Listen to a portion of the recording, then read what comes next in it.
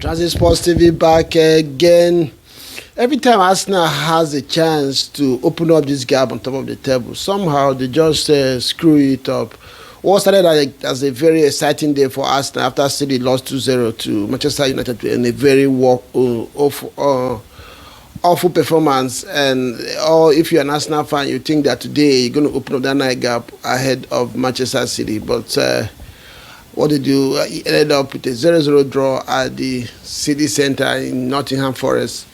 Home ground. If you know the history between Sundice and Arsenal, you will not be surprised. But again, this is Nottingham Forest, and this is a team that is trying to win the league for the first time in 22 years. So it should just find a way, and pick up those 3 points. But again, the big question now is it 1 point gained or 2 points draw for Arsenal over City? Because what Pep Guardiola is assembling at Manchester City, they still have a chance. 7 points ahead of City doesn't really hold a lot of water, because Arsenal is going to play City this season, which if City wins that game, if everything stays the same from that to that time, it reduces it to 4 points, and there will still be like 4 or 5 games to play from then to the end of the season.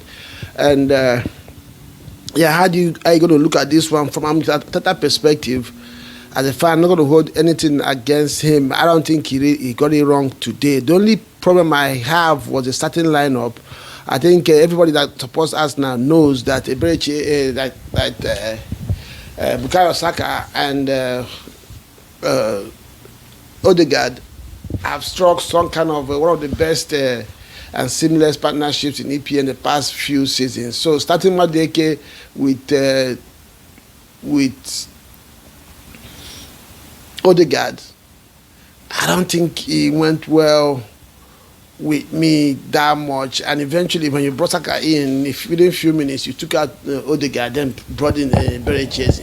So that's the only place I have a little bit for Arteta today. But these players have to hold themselves responsible. I know a lot of games have been played, but I mean, it's Nottingham Forest. You just have to find a way. I think the game that City won was somehow in their minds. Yes, it could be supposed to be a motivation for you to go and get those points, but at the same time, it also puts pressure on you a little bit. So I don't know where it was, because it was a little bit of, it wasn't an emphatic performance. At the same time, you're not going to say they did not try their best. So it was a funny one, tricky one for Arsenal. And Nottingham Forest did what you expect any team coached by Sundice would do: stay very strong in duels, stay very strong defensively.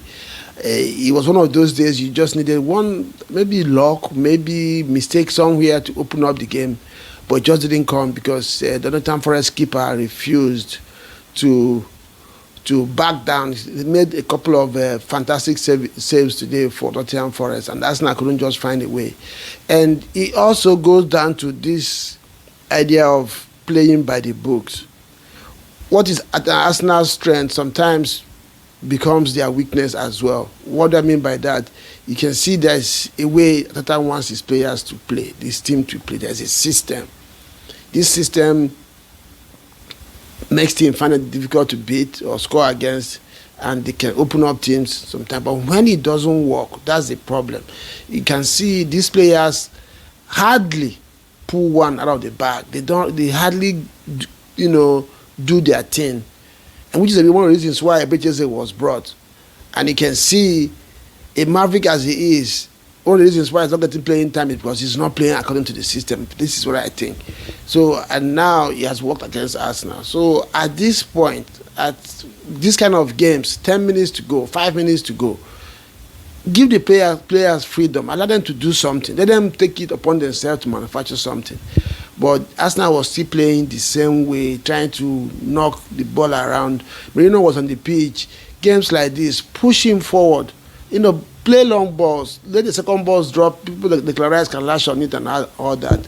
But Arsenal kept playing by the book all 90 minutes. And Sundice, I've said it before in the past, he's supposed to be, he's well underrated. And the reason is because of the brand of football that he plays.